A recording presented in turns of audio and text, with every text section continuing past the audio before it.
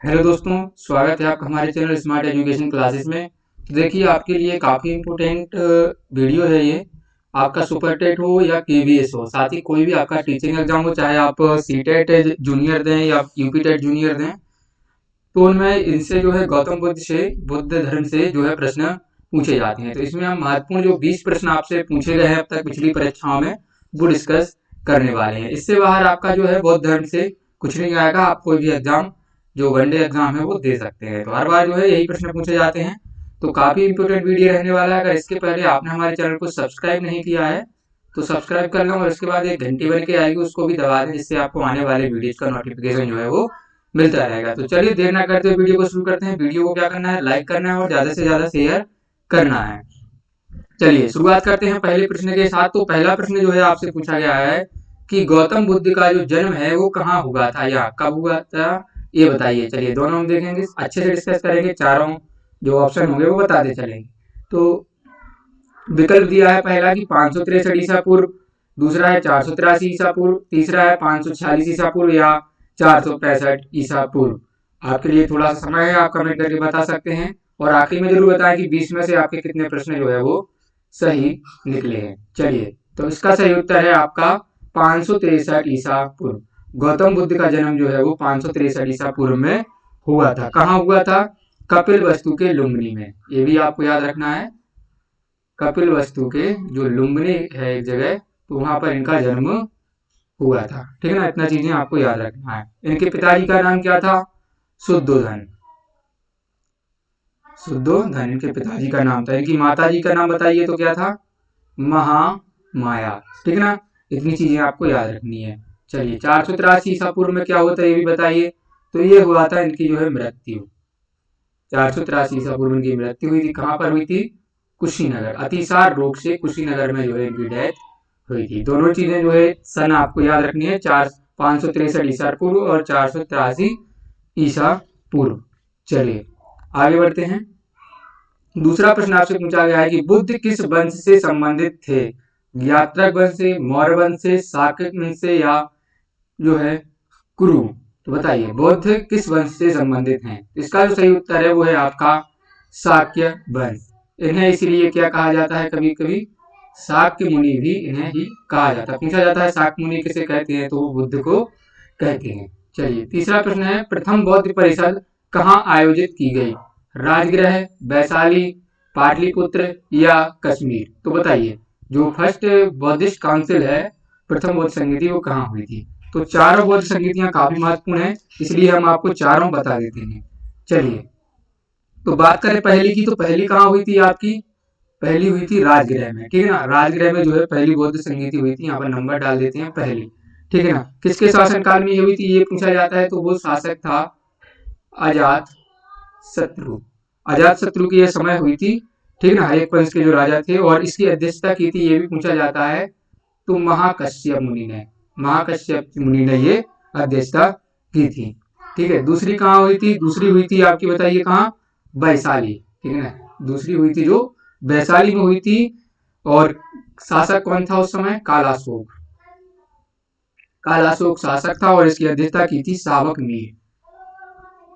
शावक मीर द्वारा इसकी अध्यक्षता की गई थी। तीसरा जो बुद्धिस्ट काउंसिल है वो हुई थी आपकी पाटलिपुत्र में। इसमें जो शासक था वो कौन था? अशोक, सम्राट अशोक। और जो अध्यक्षता की थी वो किसने की थी? मोगली पुत्र तिस।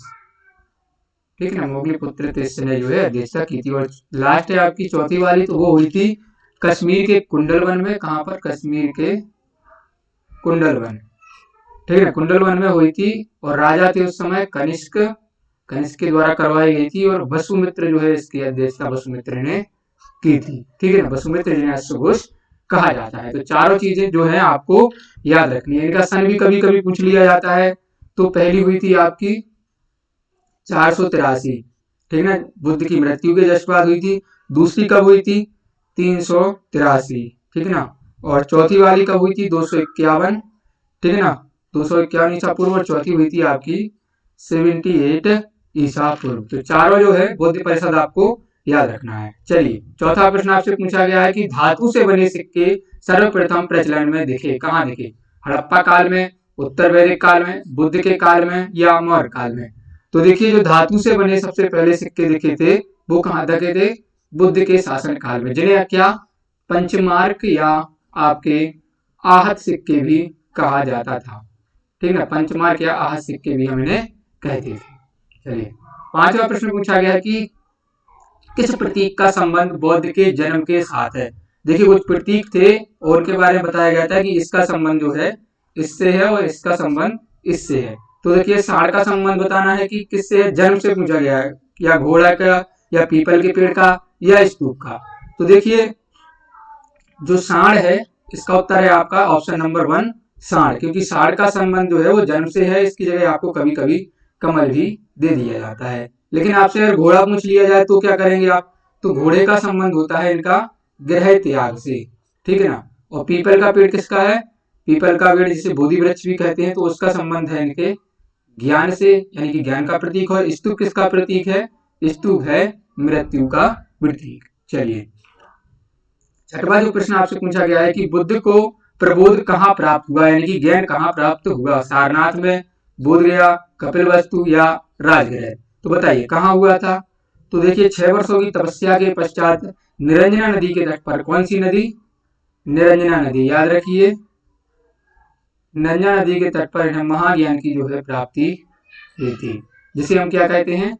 निर्वाण भी कहते हैं। लेकिन ये कहाँ था आपका? बताइए, नैना नदी में, बोधगया में, ठीक है ना, महाज्ञान की प्राप्ति हुई थी। सारनाथ में क्या हुआ था? इन्होंने जो है अपना प्रथम उपदेश दिया था, ठीक है ना। राजगृह में आपकी हमने बताया है कि फर्स्ट जो है बुद्धिस्ट काउंसिल हुई थी, ठीक है ना। कपिलवस्तु का यहाँ कोई संबंध नहीं है। चलिए, सातवां प्रश्न आपसे पूछा गया है कि बुद्धम धर्म और संघ मिलकर कहलाते हैं त्रिरत्न कहलाते हैं, त्रिवर्ण कहलाते हैं, त्रिसर्ग कहलाते हैं, या त्रिमूर्ति कहलाते हैं? बताइए इसका उत्तर क्या होगा? तो इसका जो सही उत्तर है वो है त्रिरत्न, ठीक है ना। तो ये क्या कहलाते हैं? बुद्ध धम्म, कहा जाता है कि बुद्धम शरणम गच्छामि, धम्मम शरणम गच्छामि और संघम शरणम गच्छामि। तो ये जो है 3 इनके त्रिरत्न होते हैं। चलिए, आठवां आपसे प्रश्न पूछा गया है कि इच्छा सब कष्टों का कारण है, इसका प्रचार करने वाला धर्म कौन सा है? बौद्ध धर्म है, जैन धर्म है, सिख धर्म है, या हिंदू धर्म है? तो इसका जो सही उत्तर है वो क्या है आपका?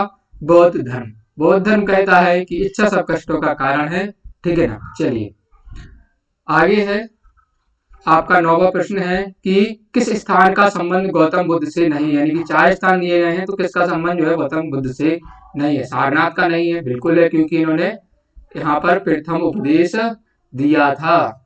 चलिए, दूसरा बोधगया। बोधगया में क्या हुआ था? इन्हें ज्ञान प्राप्ति हुई थी बोधि वृक्ष के नीचे। कुशीनगर में क्या हुआ था? इनकी मृत्यु हुई थी, ठीक है ना, महापरिनिर्वाण।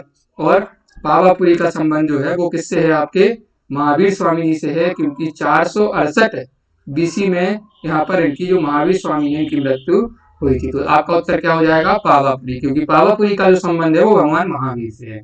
चलिए, 10वां प्रश्न आपसे पूछा गया है कि बुद्ध ने सर्वाधिक उपदेश किस भाषा में दिए थे? पाली में, संस्कृत में, प्राकृत में, या अमायिक में, या अरमाइक? यहाँ पर अरमाइक होता है। चलिए, बताइए, तो इसका जो सही उत्तर है वो है आपका पाली। बुद्ध ने जो है सर्वाधिक उपदेश किस भाषा में दिए थे? पाली भाषा में दिए थे। चलिए, 11वां प्रश्न आपसे पूछा गया है कि पवित्र त्रिपिटक पुस्तक का संबंध किस धर्म से है? जैन से है, हिंदू से है, बौद्ध से है, या सिख से है? तो इसका भी सही उत्तर है आपका बौद्ध धर्म। बौद्ध धर्म से जो है त्रिपिटक जो है ये ग्रंथ है उनका संबंध है, ठीक है। जैन धर्म में पूछा जाता है तो जैन धर्म के क्या कहलाते हैं? इन्हें आगम कहा जाता है। चलिए, आगे 12वां इम्पोर्टेंट प्रश्न है कि गौतम बुद्ध का जन्म स्थान किसके द्वारा अंकित किया जाता है, यानी किससे हमें जानकारी मिलती है? अशोक का रुमेंद्र स्तंभ, मूर्ति, पीपल का पेड़, या बुद्ध मठ? तो बताइए क्या है इसका सही उत्तर? तो इसका सही उत्तर है अशोक का जो रुमेंद्र स्तंभ है, उससे हमें ये जानकारी मिलती है कि बुद्ध का जन्म जो है इतने सन में यहाँ पर हुआ था। कि अशोक, क्योंकि अशोक जब है अपने शासन के 20वें वर्ष में कहाँ गए थे? लुम्बिनी गए थे, ठीक ना। तो वहां पर उन्होंने स्तंभ लेकर कुछ लिखवाए थे, तो उससे जानकारी हमें मिलती है। चलिए, 13वां प्रश्न है कि बुद्ध का अर्थ है ज्ञान प्राप्ति, धर्म प्रचारक, प्रतिभाशाली, या शक्तिशाली? तो बुद्ध का अर्थ बताना है। तो देखिए, जो बुद्ध थे उनके बचपन का नाम क्या था? सिद्धार्थ था। तो पहले ये सिद्धार्थ कहलाते थे, लेकिन जब ये ज्ञान प्राप्ति के लिए तपस्या करने गए तो जब इन्हें निर्वाण की प्राप्ति हुई, निर्वाण यानी कि ज्ञान, ठीक है ना, निर्वाण का क्या होता है? ज्ञान। तो इन्हें बाद में बुद्ध कहा जाने लगा। तो बुद्ध का अर्थ क्या कहलाता है आपका?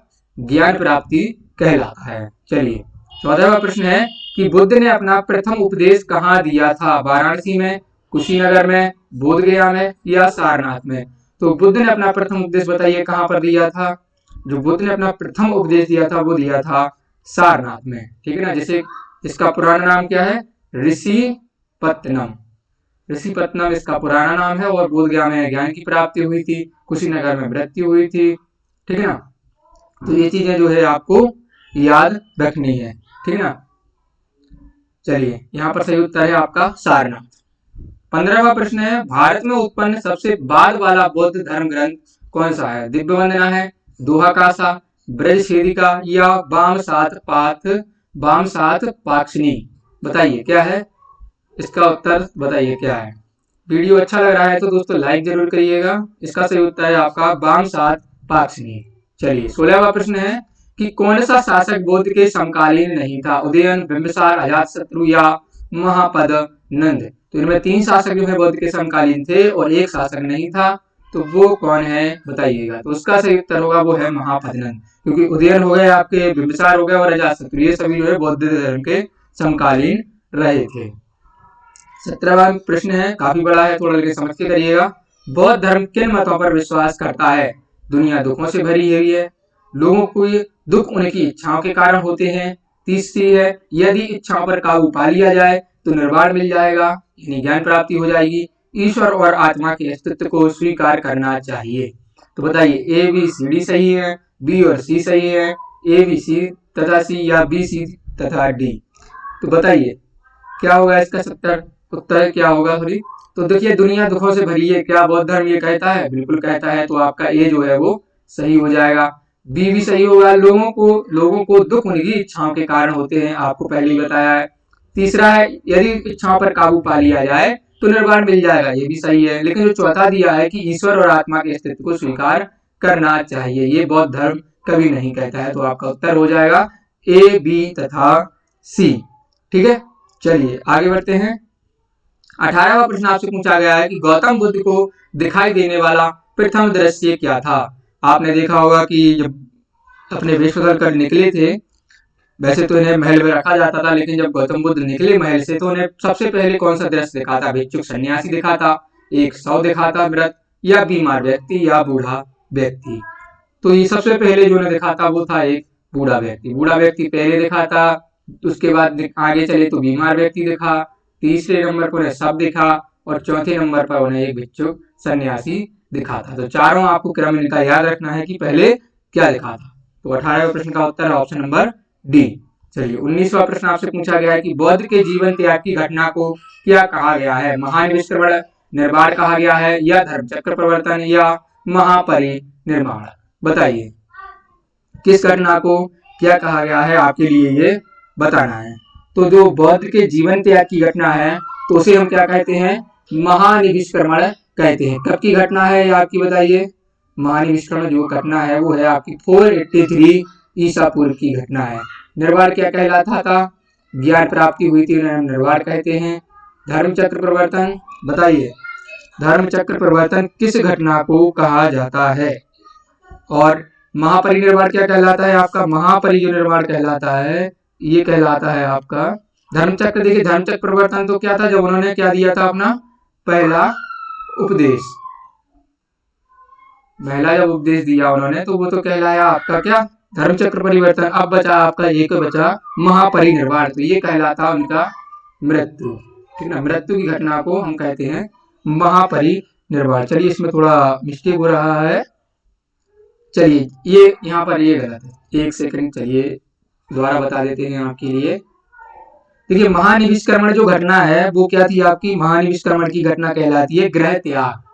गृह त्याग, जब आपका जो 29 वर्ष की आयु में जब ये घर से न गए थे तो उस घटना को कहते हैं महानिष्कर्मण।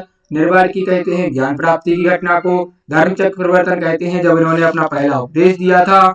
और महापरिनिर्वाण जो कहा जाता है वो कहा जाता है इन्हें इनकी मृत्यु के लिए कहा जाता है, जीवन त्याग की घटना के लिए, जो 483 ईसा पूर्व में हुई थी। ठीक है ना, समझ आ गया होगा आपको। चलिए आज का अंतिम प्रश्न है 20वां बुद्ध की प्रथम महिला शिष्य का नाम क्या था? सुजाता, प्रजापति गौतमी, उपाली या महामाया? बताइए क्या था। तो देखिए महामाया हमने आपको बताया था कि इनकी माता का नाम था, ठीक है ना। और इनकी जब माता का देहांत हो गया था तो इनकी जो इनका पालन पोषण किया था, ठीक है ना, इनकी महामाया की ये सिस्टर थी, बहन थी प्रजापति गौतमी, तो इन्होंने बुद्ध का पालन पोषण किया था और बाद में आगे जाके यही इनकी पहली महिला शिष्या बनी थी, ठीक है ना। उपाली कौन से बताइए। उपाली के साथ एक इनका नाम आता है आनंद। आनंद और उपाली दो नाम आते हैं, तो आनंद और उपाली जो है वो क्या थे? आनंद और उपाली, ठीक है ना। आनंद और उपाली थे इनके प्रधान शिष्य पूछे जाएं तो आनंद और उपाली थे, ठीक है ना। और प्रजापति गौतमी जो है उनकी प्रथम महिला शिष्य थी। सुजाता कौन थी बताइए। सुजाता आपको पता होगा कि जब इन्हें पीपल वृक्ष के नीचे ये बैठे थे तो इन्होंने सुजाता कन्या ये खीर बनाकर लाई थी, तो उसे को खाकर इन्होंने अपना उपवास तोड़ा था। ये थे 20 प्रश्न गौतम बुद्ध जी से रिलेटेड, काफी महत्वपूर्ण है। बौद्ध धर्म आपके एग्जाम के हिसाब से पूछा ही जाता है एक ना एक प्रश्न। तो वीडियो को लाइक करिएगा, अच्छा लगा शेयर करिए। वो आउट ऑफ 20 आपके कितने सही निकले हैं वो आप जरूर बताइएगा। चैनल को सब्सक्राइब करना ना भूलें। मिलेंगे हम अगले वीडियो में ऐसे ही। जय हिंद, जय भारत।